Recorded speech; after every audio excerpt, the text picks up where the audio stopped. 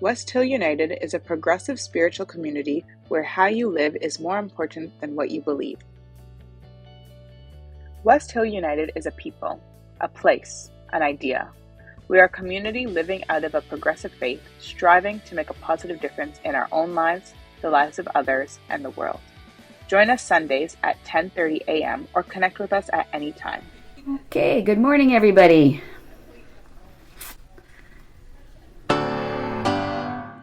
Thank you, Scott. I like that definite introduction. That's wonderful. I'm Florence Salknacki, and I am at home in spite of my background. That is not my home. I wish I were there in some respects because it looks a lot warmer and sunnier than it is where I am currently. Something in my usual after-supper routine last night changed. As I was relaxing after supper, we had a knock on the door, and I assumed it was a salesperson, the usual suspects being internet, gas, or less often, charity representatives. To my surprise, when I went downstairs, it was Elizabeth May.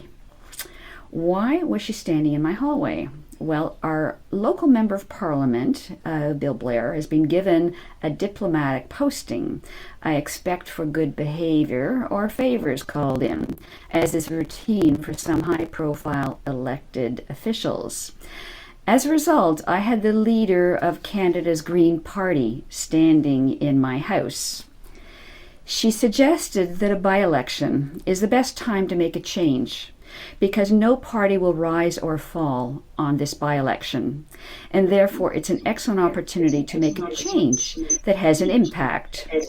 She stressed that being a minority party can wield influence, particularly when the party in power does not have a clear majority. Aside from the politics involved, I was so impressed that this 71-year-old highly principled lady would take the time to press her environmental agenda and her unswerving devotion to principled politics and environmental agenda, to mention but a few of her goals.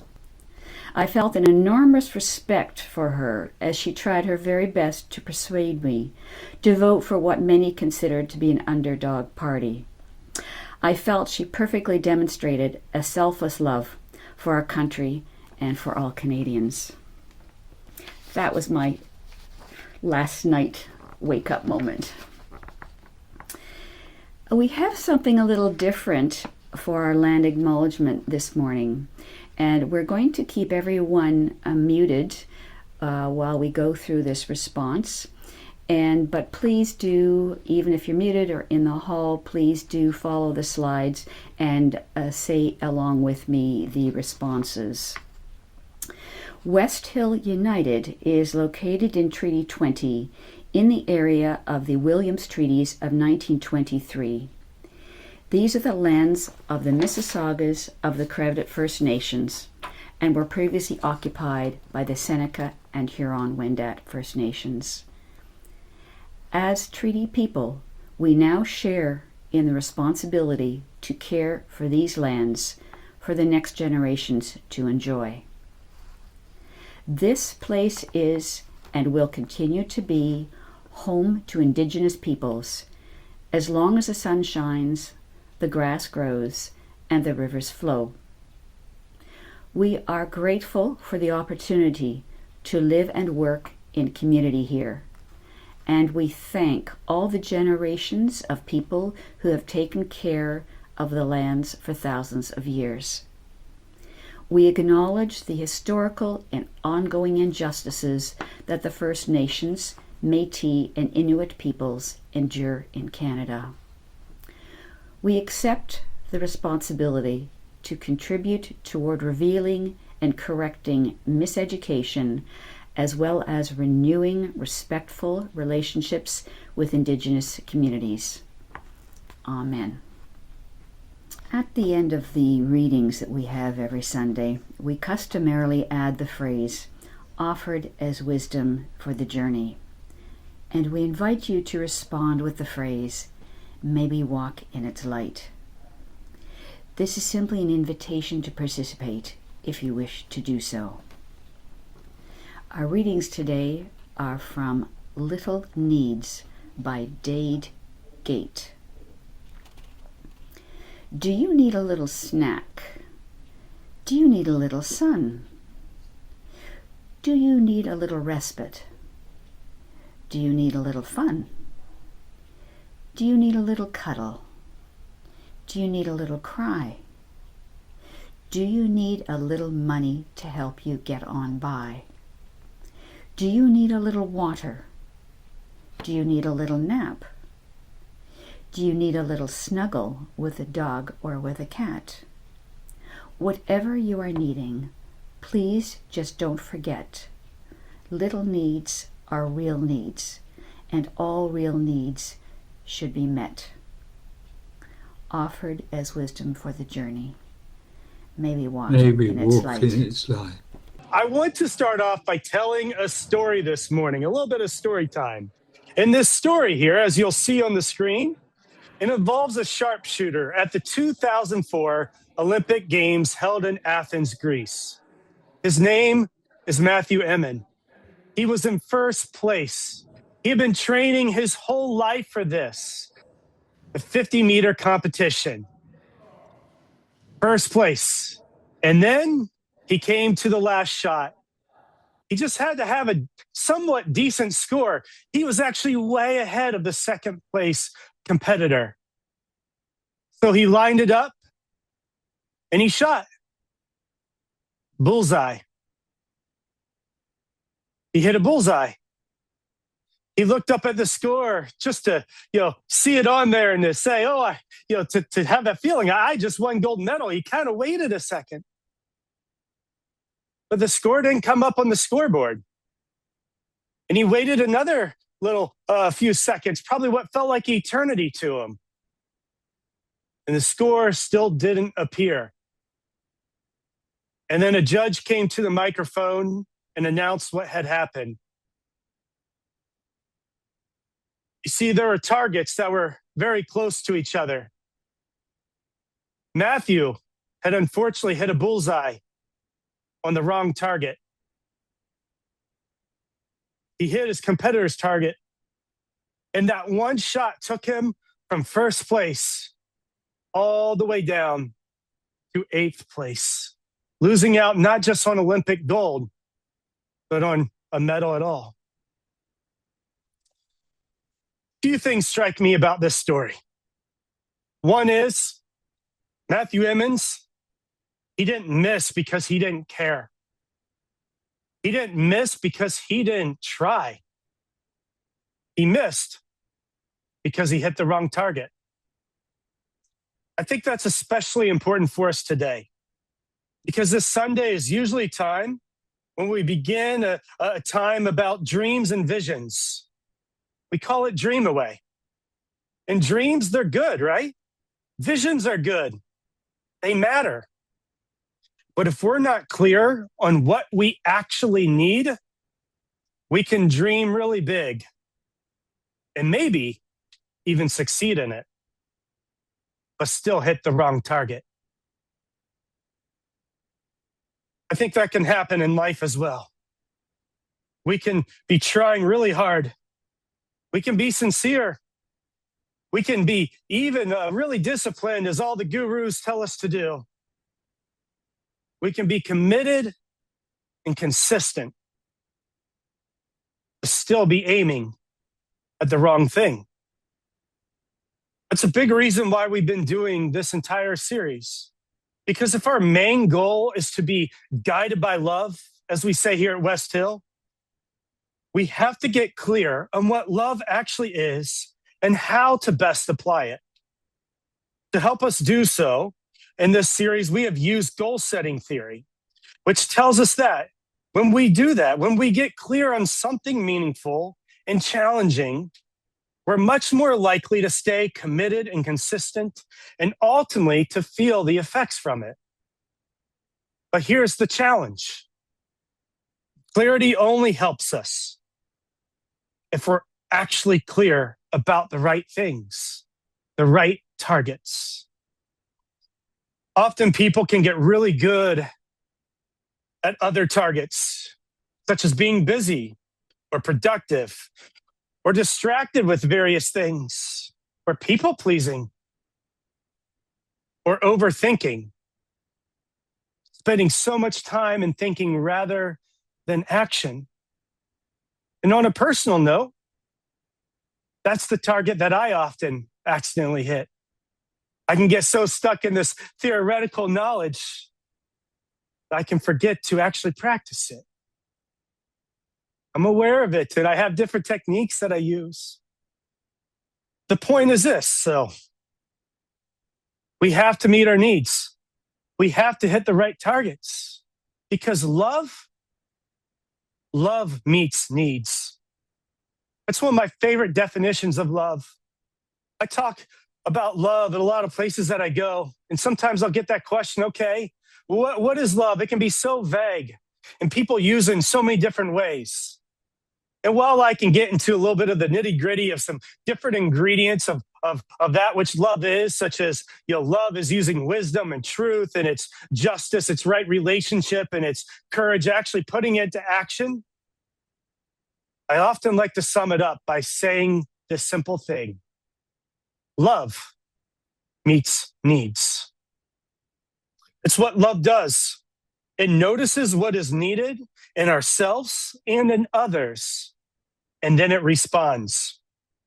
But in order to do that, we have to become aware. We have to slow down long enough to ask, what do I actually need right now? And what do others need? It's a simple question that we're talking about today, but it's so important. What do I need? If you would raise your hand here in just a second, if you recall a few weeks ago, Rabbi Brian, he shared with us, he was talking about how we can love. And he talked about something called RAUR, R-A-U-R. Raise your hand if you remember that. Now, another thing that he had us do, I think he had us do, I don't think I'm making this up. He had us actually practice a roar together. So can we do that? Can we, on the count of 3, give our best roar? All right, 1, 2, 3. All right, I didn't do it myself because I want to hear everybody else. So let's do one more. 1, 2, 3. All right, that's pretty good. There's something important to it.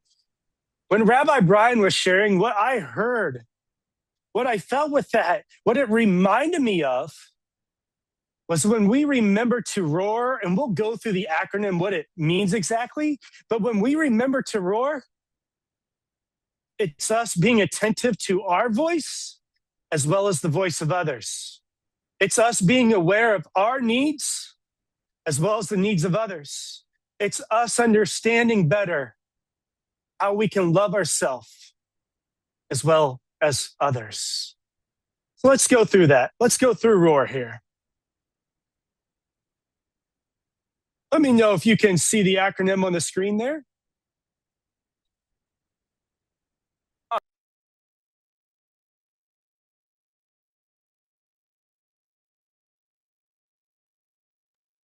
I went muted for a second. Can you hear me?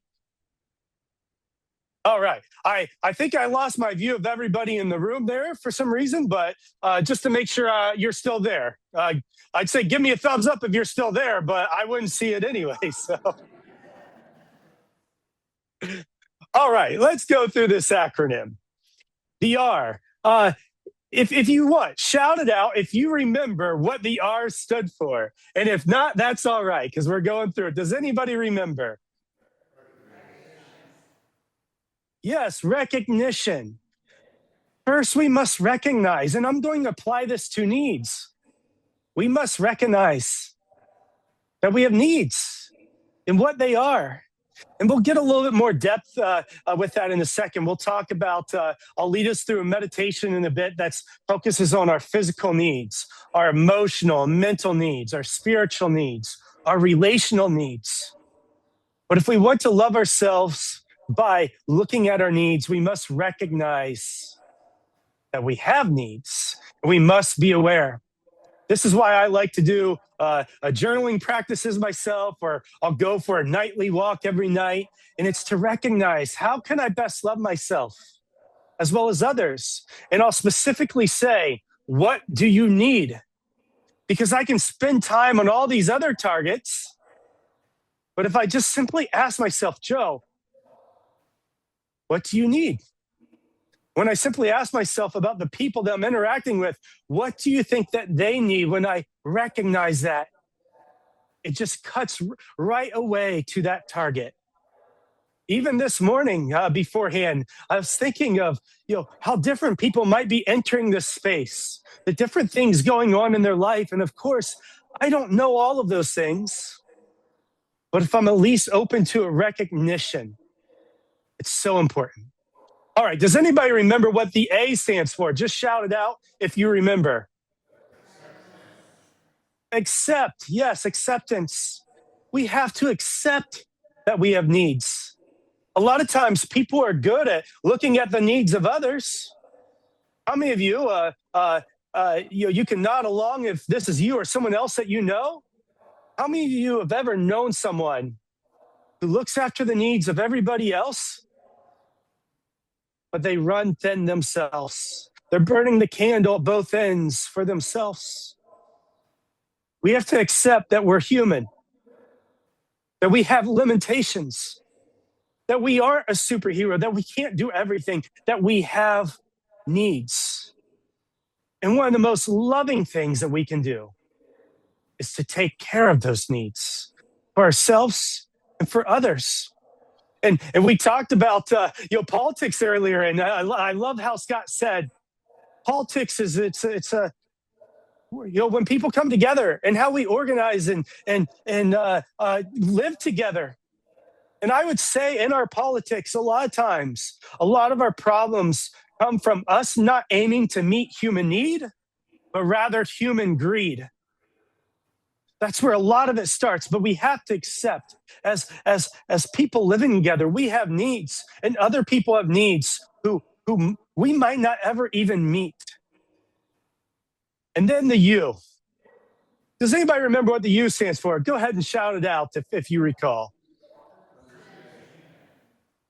I think I heard it there. Understanding. Oh, and I've been meaning to go through, that's my bad. They give me the clicker, and I had one job. Okay, two jobs this morning. I had to talk, and I had to do the clicker, and I can only do one thing at a time. So I failed. All right. Hey, there they are. Understanding. This is one of the big reasons why we come together every week, because we recognize that we want to be guided by love. But how do we improve in that love? Because just like Matthew Emmons, we could hit a bullseye at certain things, but if we're not aiming at the right target, if we're not coming together to as we say, to grow in wisdom, to develop a greater understanding of what those targets are and how we can best hit them, then we're not going to meet our needs as well as others in the way that we need to. All right, the final R here. Does anybody remember what this one is? I've heard everybody, I think, so far for the first three. Not everybody, but a lot of people. So shout out the fourth one if you remember. Yes, response or responsibility. Once we recognize and we accept, and then we gain that understanding, we have a greater chance of responding. I think of goal setting theory that we've been using. Once we get clear, once we recognize, and then we are committed and consistent, that's us responding. I also consider there's an ethics called care ethics, and it's right in line with this. I love this approach that Rabbi Brian uses, because not only is it backed in science, but we can remember easily. We can remember to roar, to use our voice. Oftentimes you'll hear a mother say or a father say to their child, use your words. If you have a need, express it. You're a human and you deserve love too. Express it to yourself express it to others so that we can respond accordingly. Have to respond because love is action. Now, I'm going to go off on a little bit of a tangent here. I want to say that the responding part can be difficult.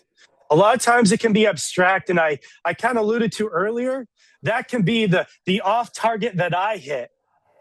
One simple thing for me that's been really helpful for me to respond and to not get lost in the theoretical is a lot of times I'll say to myself, Joe, how can you love the best that you can? And here's maybe the key part. I'll say, in this moment. I remind myself of that often. I'll say, in this moment. I can't control what will happen tomorrow. I can't control what will happen a year from now. But what I have the greatest ability of controlling, my framework, my viewpoint, my response is in this moment.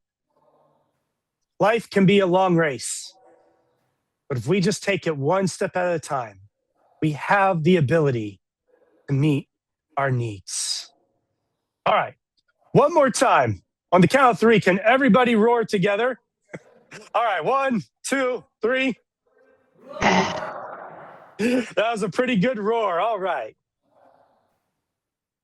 This morning, we're going to do a guided meditation together.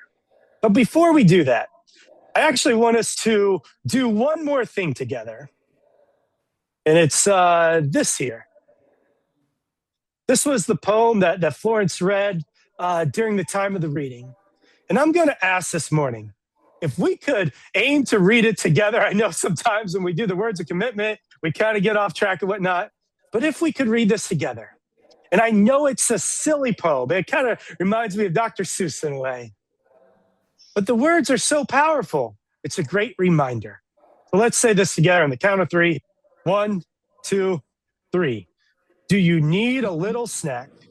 Do you need a little sun? Do you need a little respite?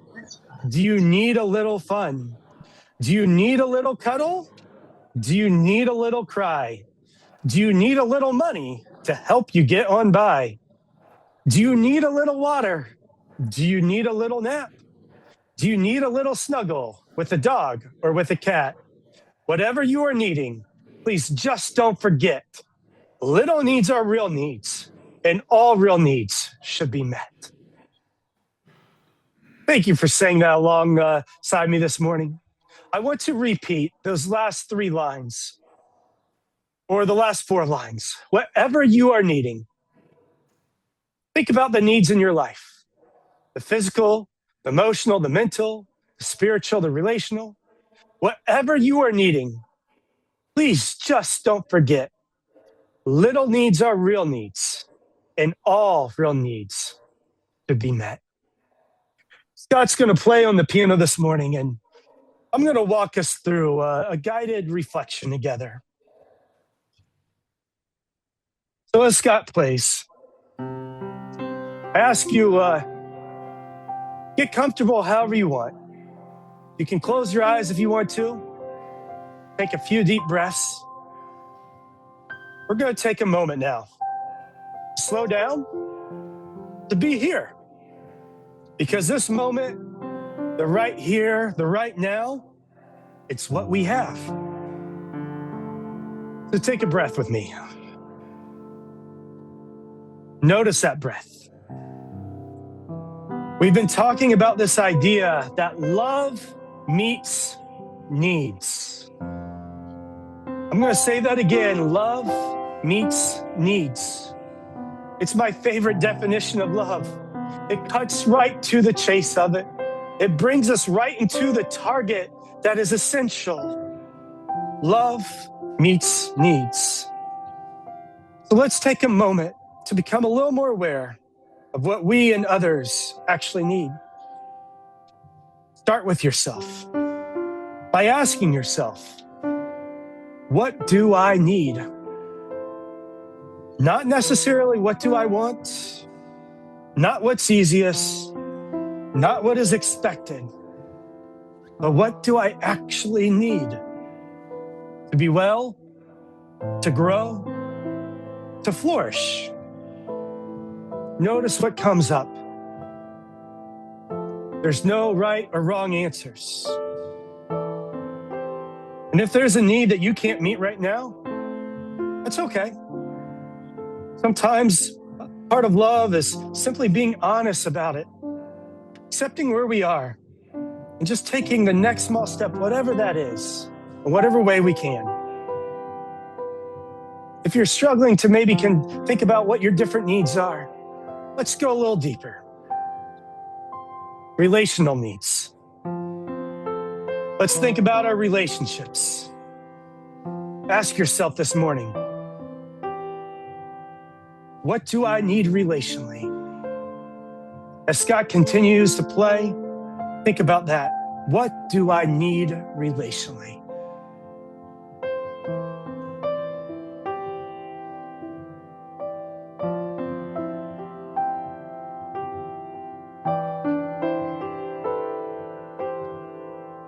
Perhaps it's more connection.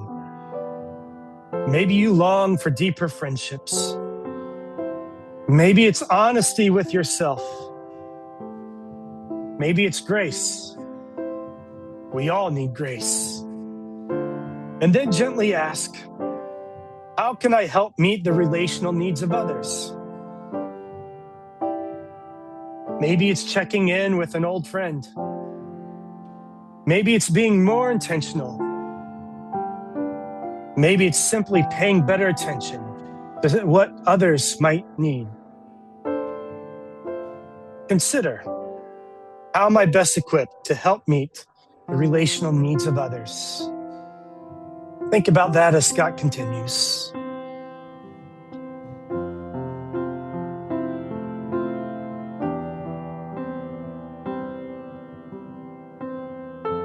The next area that we're going to look at, mental and emotional needs. We're going to check in with our minds and our emotions. Ask yourself this simple question: what do I need mentally and emotionally? Think about that as Scott plays. What do I need mentally and emotionally?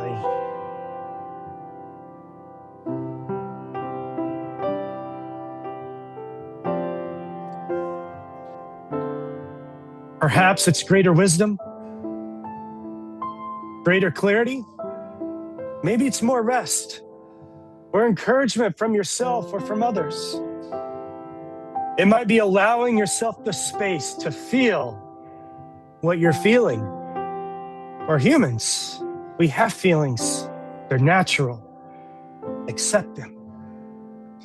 Consider also what might someone else be carrying right now. How else could you meet the emotional or mental needs of someone else? Think about that, how you can meet the mental or emotional needs of someone else. Maybe it's offering hope or encouragement or support. Just being there for them as a friend through the highs and lows, times of sadness as well as the times of joy. Once again, ask yourself, what do I, as well as others, need mentally and emotionally?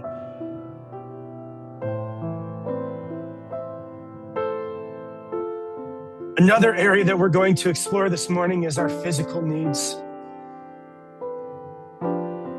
Ask yourself, what do I need physically? How can I love myself by meeting my physical needs? Maybe it's better rest or movement or water or nutrition. And then ask yourself, how can I help the physical needs of others? It might be as simple as asking someone to go on a walk with you.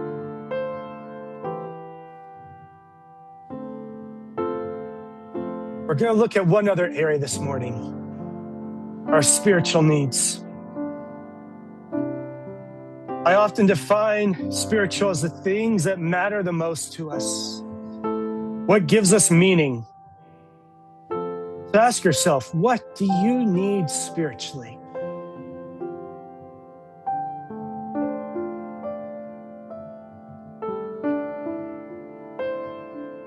What do you need spiritually? What do you need to feel grounded or aligned? Do you know what you care most about in this life? What means the most to you? And if you do on a consistent basis, do you ground yourself? Do you check in?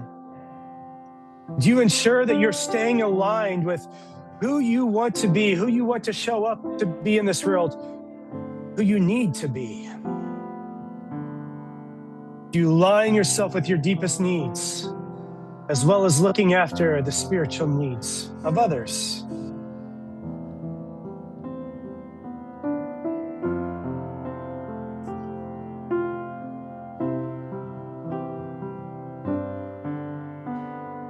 As we come back together, I ask that you take a moment once again to yourself.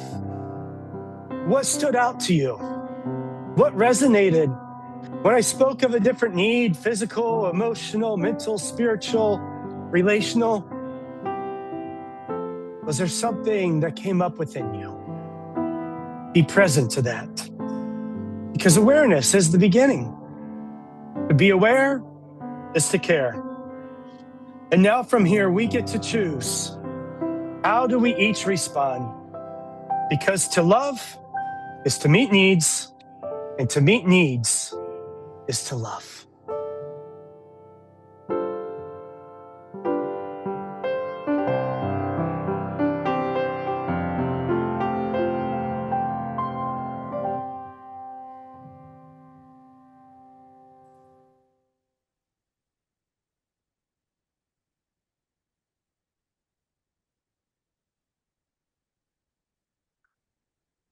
I hope you are aware of your needs this morning.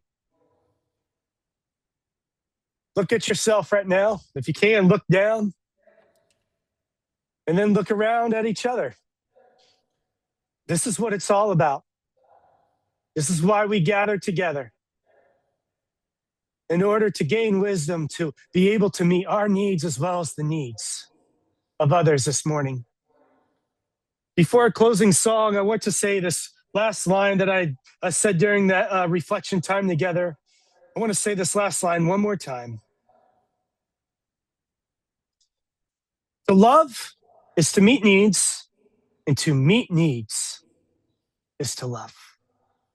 Give yourself a gift and do that for yourself and for others.